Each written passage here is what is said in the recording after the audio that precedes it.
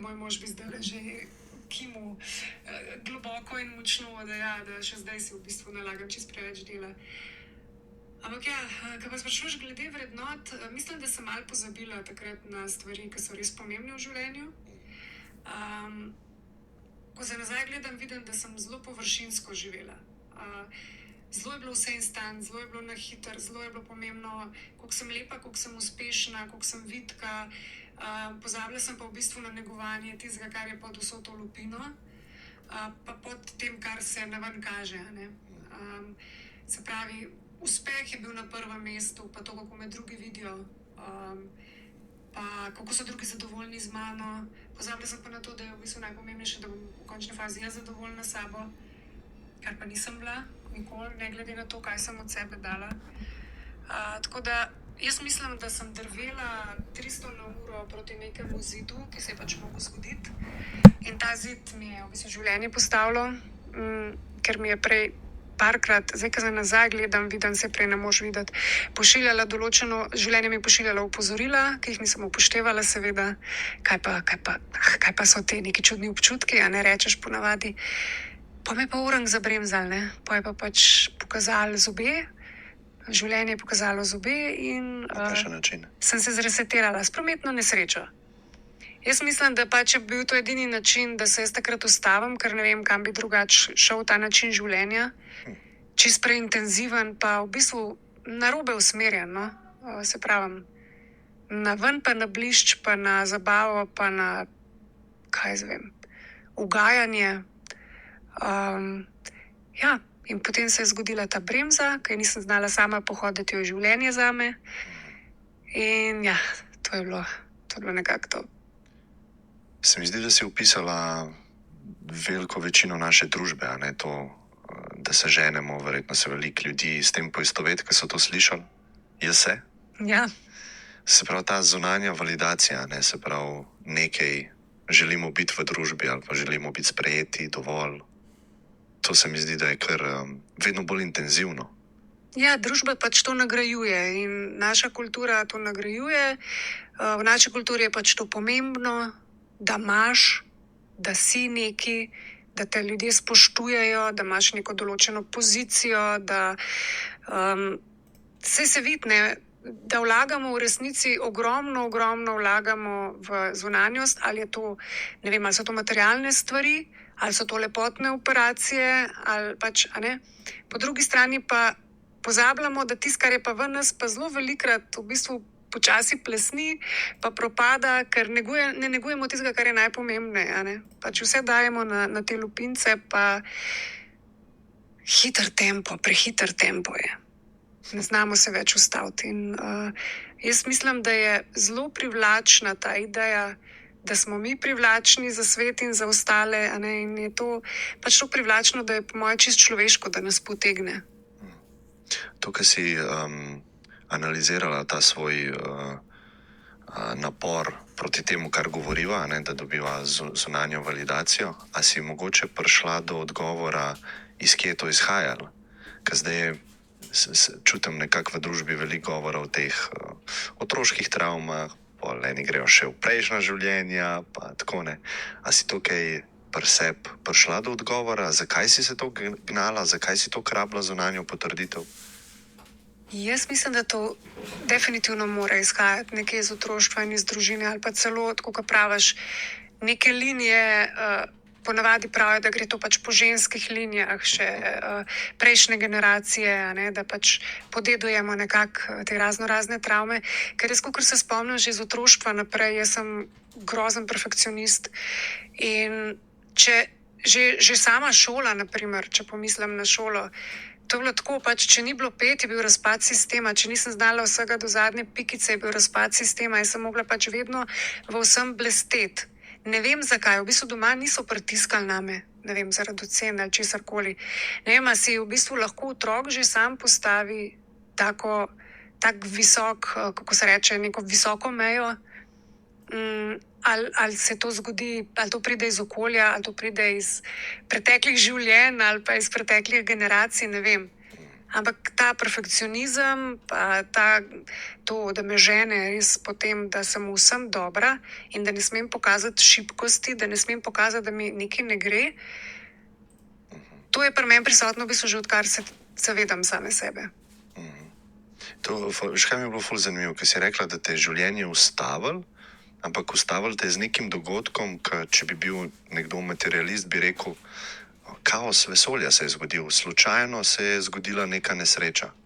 Ali jo ti prav vidiš, da je bil to ta namen, da je bilo to dvoje povezano, ti si se gnala in te je moglo življenje na nek način ustaviti?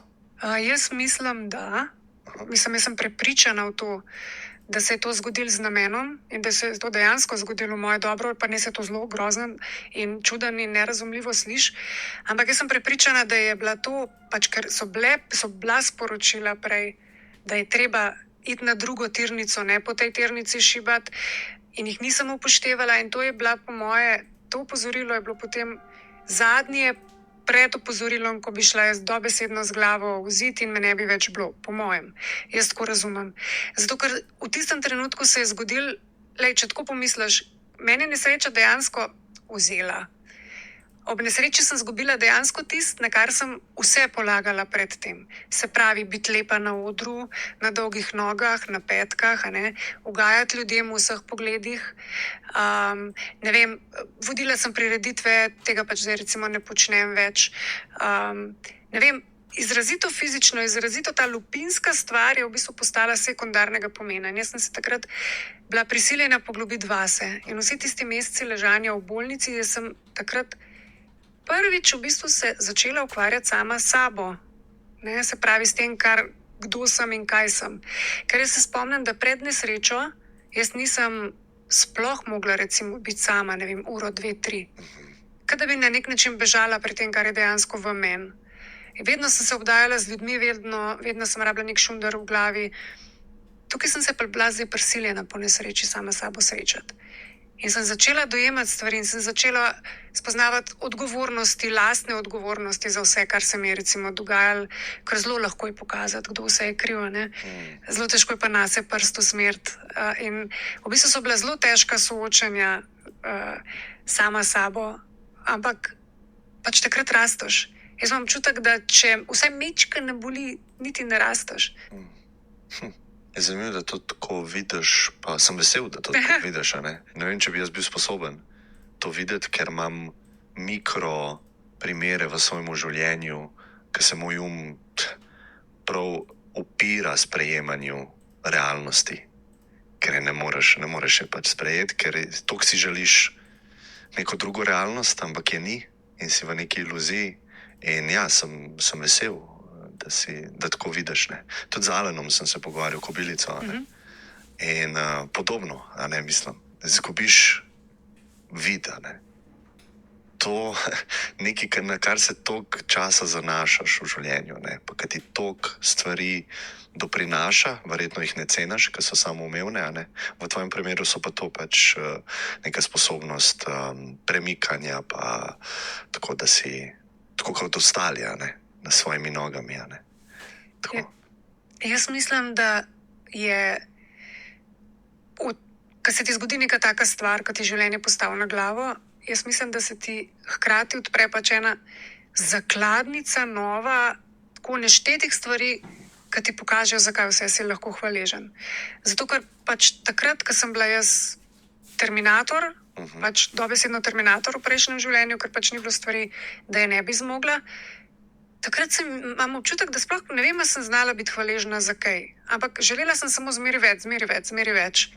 In pričakovala od sebe zmeri več. Ne bi se končalo. Ampak pa ne vem, pa sem bila pa hvaležna, ko so mi prvič prilagodili vilco, da me ni medicinska sestra futrala, da sem jaz lahko sama jedla. Jaz sem bila tako happy, to je bilo pač taka hvaležnost do neba, ker sem lahko s svojim tempom jedla, dala na vilco to, kar sem jaz hotela, ne to, kot je ona, ki se je mudil še ostale nafutrati. A veš, take stvari začneš ceniti. Vsake take male cukrčke, ki pa prej ni šans, da sploh opaziš. In se je kar naenkrat vsak dan zgodil, 5 stvari, zaradi katerih sem bila ganjena malo manj kot do solz. Sem zložila prvič s temi rokami brisačko. Zmaga. A veš, kako ne boš potem poln veselja pa življenja, če imaš pa toliko enih razlogov, da si, da si vesel, da si hvaležen. Jaz mislim, da na to hvaležnost pozabljamo, dokler nam pač življenje mečken reče, zdaj pa, da se pa mečken ustav, pa poglej, kaj vse imaš. Zanimiv je ker se konstantno kopamo v stvarih, ki jih imamo, ampak ker jih imamo, ne rabijo fokusa. Zato je že poskrbljen, imam noge, imam vid, recimo. Ne? In pol eno stvar zgubiš, ne? In pol fokus gre tja. Zdaj nimam več te stvari, ki sem jo imel.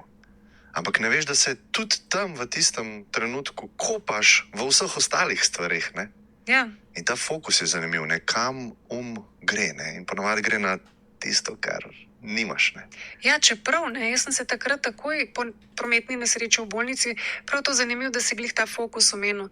Jaz sem si takrat rekla, zdaj pa Nina, ne boš več razmišljala o tem, česa več ne moš. Ne boš, pač to je preteklost, ti boš zdaj razmišljala samo, kaj spet lahko. In jaz sem se dejansko ta fokus usmerila, kaj spet lahko. In to je bilo to, kar sem prej rekla, ne? Spet lahko sama jem. Spet lahko nogavico oblečem. Rabila sem 45 minut, da sem si oblekla nogavico. Poj čas seveda se skrajšal s časom, ampak tako, ne? Spet lahko ali pa pač na novo lahko, marsikaj je bilo treba na novo. In ko se na to fokusiraš, ne na to, česa ne moreš, je absolutno lažje, ne? Seveda, meni se še zdaj vozijo v glavo skoraj vsak dan stvari, ki se spomnim, kako si želim, da bi lahko to še vedno. Vse dogaja, ampak vse da se natrenirati. Da se pač fokusiraš na tisto, kar ti najbolj deluje v tistem trenutku. Ker če ne, se lahko zapletaš v obžalovanju in v jezi. To je pa škoda, ker je prelepo življenje za take stvari. Kako pa se soočaš ali pa si se soočala s pomilovanjem ljudi? Ker to mi prvo, kar mi pade na pamet, ne? Ti recimo si v nekem procesu sprejemanja realnosti, tako pač zdaj je, to se je zgodilo.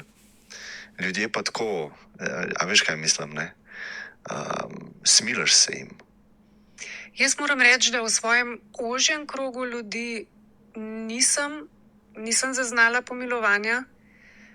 Par prijateljev je, ki so me prvič prišli recimo obiskat po nesreči v bolnico, mi je pač priznali, da so bili ful nervozni na poti, v dvigalu na poti v mojo sobo recimo. Ampak so rekli, da pol, ko so pač vstopali in ko so videli, kakšen mut je, kakšno razpoloženje je, da pač je vse to padlo. Tako da jaz mislim, da je tudi malo od človeka, ki je predmet obžalovanja oziroma, kako si rekel? Pomilovanja, ja, tako. Da je tudi malo od njega odvisno, no? Kako se bo okolica do njega, ful je od njega odvisno, kako se okolica do njega obnaša. Tako da se je zgodilo kdaj, ja, da je kdo rekel Boga, ampak sem hitro ustavila. Ker pač nisem, jaz imam občutek, da nisem Boga, jaz imam občutek, da sem, zdaj bi rekla eno kletico, ampak jo ne bom, ker da sem pač fucking močna, ne? In da zmorem marsikaj, kar si nisem predstavljala v prejšnjem življenju sploh, da zmorem. Jaz se spomnim, da sem gledala enkrat pred nesrečo, mislim, da je $1 Million Baby, če poznaš film, v eni boksarki. Aha, ja. No, Clint Eastwood je režiser bil, ja. Možno. No, in jaz se takrat spomnim, pač ona tetraplegik postane pač še slabška jaz. In meni je bilo takrat, jaz bi se tudi kar ubila, ne? Jaz to ne bi zmogla. In pol ti življenje prinese nekaj tazga in vidiš, da ne, zmoraš, ne? Zmoraš, greš naprej. Jaz sem imel tako izkušnjo, ker sem srednjo zdravstveno šolo naredil in smo imeli v Soči prakso, rehabilitacijski center. In sem bil v stiku z vrstnikom, v bistvu 16 let je bil star, tako kot jaz takrat, in je bil tetraplegik. Ne? In zato sem te vprašal o pomilovanju. Ne? Jaz sem v bistvu bil toliko hvaležen ali pa vesel, da jaz nisem v tej situaciji. In pa se mi je zdelo tako, kako bi se pa jaz počutil na drugi strani, če nekdo tako vidi mene, ne? V bistvu, da je hvaležen, da ni jaz. Ne bi se dobro počutil. A veš, kaj mislim? Ja, jaz mislim sicer, da je malo odvisno od tega, kako ti to hvaležnost izraziš. Meni se zdi pač čisto razumljivo, jaz tega ne bi mogla kot nekaj slabega vzeti. Da pač nekdo reče, vse je logično, mislim, kdo bi pa hotel, da se mu kaj tazga zgodi, ne? Čeprav, a veš, po drugi strani, na eni strani je to pač pomilovanje, ki je stvar, ki ga v bistvu ne maramo, slišiš pa čutiš, ki pač še vedno se nam zdi, da smo v prvi fazi živi človek s polnim življenjem. A ne, no, tudi tebi ne bi bilo všeč, verjetno, če te nekdo pomiluje, zato ker si, ne vem, zdaj kompliciran zlom, a ne, komolca ali pa kaj tasga prdelaš. Po drugi strani, kar me pa v bistvu še bolj je na momente čudil, pa frustriralo je bilo pa to, da sem šla žurat, pa je folk do mene hodil, svaka čast, bravo, kera faca, takole prideš na parti. Na vozičku. Na vozičku. Pač, zakaj sem faca, ker sem prišla žurat? Saj sem še vedno človek, samo da imam pa podaritijo 4 kolesa. Tako da ne vem v bistvu, kera stvar me pomilovanje me v bistvu niti ne toliko, ker to pač izhaja verjetno iz enega bazičnega čustva, empatije, ne vem tako. Ampak to, da se pa v bistvu ljudje čudijo, ali pa ne vem, ko na kolesu šibaš, ali pa kaj zvem, da hodiš v službo ali karkoli, te stvari mene v bistvu bolj presenetijo. In to je ta stvar, zaradi katere se meni fajn zdi, da se pogovarjamo o teh zadevah čim več, zato ker te stvari ljudi čudijo in jih ne bi smele. In dokler ljudi to čudi, verjetno je tudi pri zaposlovanju več težav, ker verjetno tudi zaposlovalce čudi, ali pa imajo nek predsodek, da zmoremo manj. A veš, tako, to me po moje bolj, pa ne moram reči zmot, ampak preseneti, pa bolj bi si želela, da bi bilo te plati manj. Kaj bi pa rekla tako, ko si imela stik z ljudmi po nesreči? Kakšen v bistvu odziv ti je bil najbolj prijeten? Odziv do tebe, a ne, ali pa do te situacije? Zakaj to sprašujem? Zato, ker velikokrat imamo v življenju mi težke situacije, ampak dostikrat pa tudi vidimo situacije, ki so težke, ki jih imajo drugi. In kako pol biti zraven, kako pomagati, kako sploh, a ne. Ker meni je dostikrat težko reči, joj, ne razumem te, ampak tukaj, a veš, kakšen odnos mi je do nekoga, ki mogoče je čez težek izziv hod, a ne. Meni je najbolj všeč vedno, kadar človek zelo suvereno vpraša, karkoli pač je. Zato, ker sem se srečala z veliko situacijami, od taksistov naprej, ki so se zelo neugodno obnašali, ampak vem, da je to izhajalo iz točke, ker pač niso vedeli, kako pristopati, ne. Ker pač, kaj narediš, če nekaj ne veš, vprašaš, ne. Nobeno vprašanje ni neumno. Res ni neumno.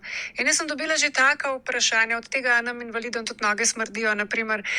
Ampak logično, a ne, če imam jaz poškodovan termostat in ne švicam, mogoče mi noge ne smrdijo. Zelo banalen primer sem zdaj dala. Ampak bolj pomembni primeri so pa, ne vem, kako ti lahko pomagam, da se presedeš. Ne vem, ne mi zagrabiti, to se mi je že tudi zgodilo, ne mi zagrabiti vozička, pa me poriniti čez prehod za pešce, vpraši, a vam pomagam, ne. Tako, v bistvu to imam rada, ta odnos ljudi je, da pač me direktno vpraša. In pri temu so otroci prva liga. Jaz se toliko rada z njimi pogovarjam. Ker nimajo zavor, ne? Ja, ni zavor, ni predsodkov. Oni vprašajo vse. Ja. In sošolčki od pač mojega sina, ki so bili še v vrtcu, ma to ni, ko sem prišla po tamavga, sem imela tako en venček otrok okrog sebe, s 1000 in enim vprašanjem. Na koncu smo skupaj gledali posnetke na mojem telefonu, kako smo plesali z vozički, kako gal smuča na monoskiju in tako, ne. Ne vem, pa vprašajo, kako greš pa na stranišče, ko so ozka vrata. To otroci vse vidijo in razmišljajo o tem in vprašajo. In tak otrok bo odrastel, z invalidnostjo ne bo imel problemov, ne bo imel predsodkov, ne.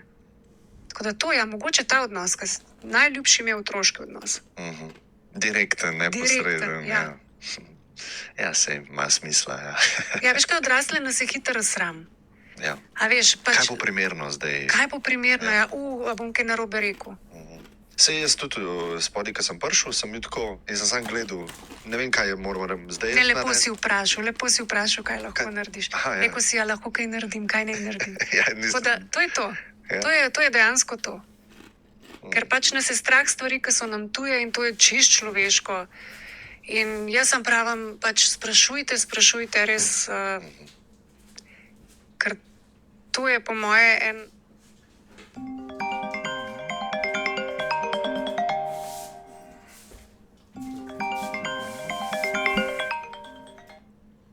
Jo, Živijo, Pedro. A si v pisarni? ja. Ja, veš kaj, en problem imamo, mogoče nam lahko pomagaš. Ta majskartica nam ne dela, ker smo zamudili s plačilom. Pa zdaj Henki ne more ven iz parkirišča.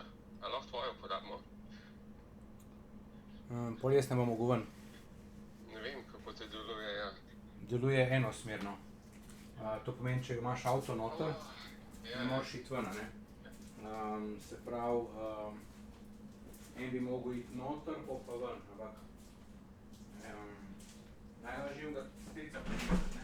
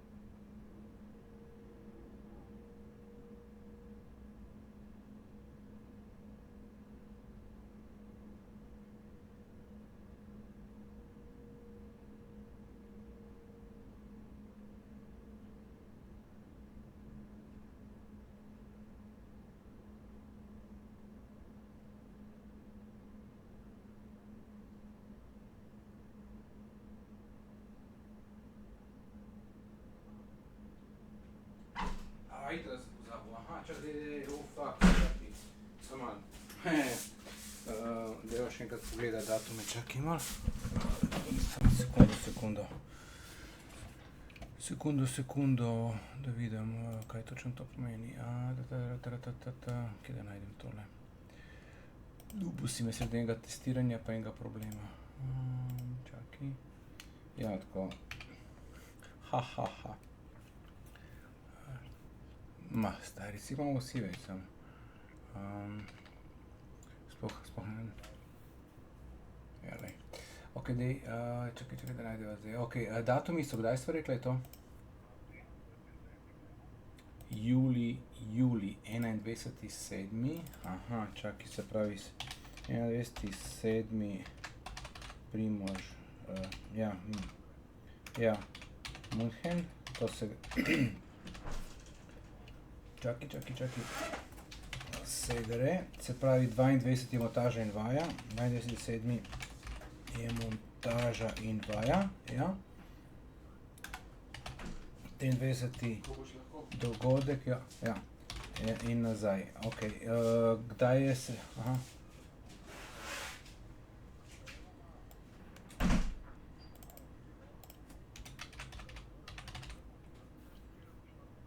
Ok.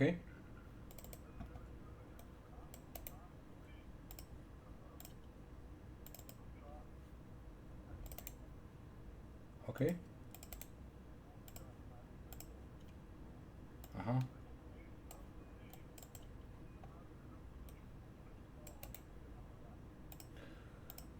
Ja, ok. Se pravi, da bi 23. dogodek, ki traja do 13, si rekel, do 12, do 14. Ki traja do 14 naredimo, ne, vse veš, ko je.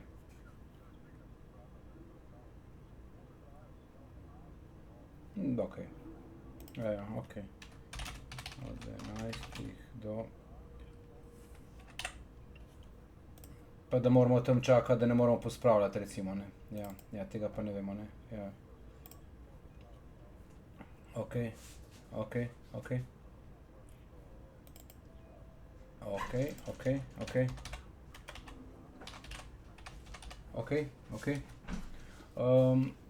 Dober. Ok, štekam. Dej, kdaj pa je sestanek pol predviden? Naslednji teden? Saj to je na Zoomu sestanek, ne rabimo biti fizično prisotni, ne? Kadar češ. Dobro, ok, kadar češ. Ja.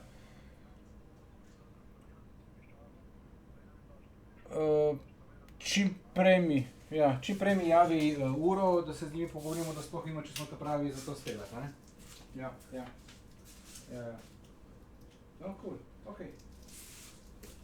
Ok, ja, sem videl načeloma. Ne, ampak vse nemo z njimi čez, ker to je vedno tako. Nekaj piše, pa so zahteve, pa se pa gledamo. Dej, ajde. Aha. Ok, cool. Ja. Štekam.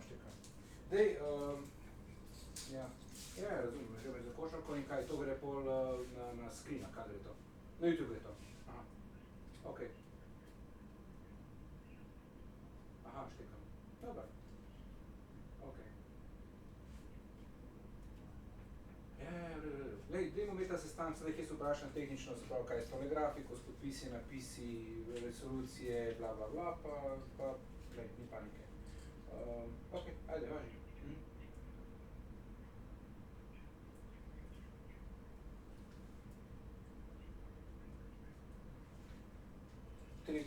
Tri kamere per ricerca, ok?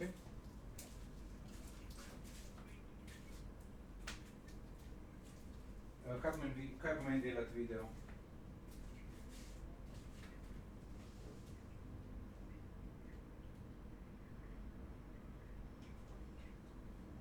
Ne. VJ ne bo ločen od režije. Ja, mora biti. VJ mora biti ločen. Ja, zdaj vprašanje moramo mi kazati karkoli na screena, ne? Tudi to je debata, ne? Ok.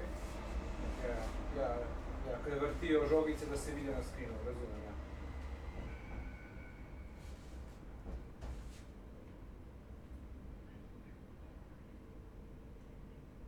Ja, ampak fajn je, da veš kaj, da screen vedno dela en človek, ki ni vpleten v kamermane, ja. Tako. Tako pa, da vemo, kdo komu kakšne signale v kakšni obliki pošlje, to je ful pomembno, ne. Tako da, ja.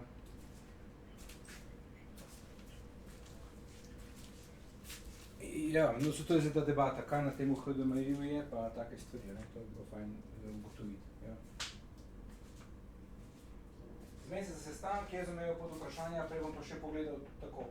Jaz sem pa ta video pogledal, ker sem ga poslal še enkrat, pa se ti vrnem nazaj. Ja. Dajmo. Pa jaz postavimo vsa vprašanja, da ne bomo tam mimo vsi sprašali, ja, se strinjam. No daj, ajde zavrti, važi, hvala ti, ajde, čau. Oprosti, stari, od enkrat 6 stvari. Tam pa testiram, kaj, ne moš ven, ne, kaj je bilo malo zaprilo ven? Kako te bo videl na kameri, ne? Ja, sem pač smo mislil tam malo. Ja, štekam. Abo se, to ni jabo, ne? Klicali smo ga, pač plačali smo tudi zdaj, a ne? V bistvu veš, kaj naredila, če si ta, ne? Na ti se vrneš nazaj. Ne.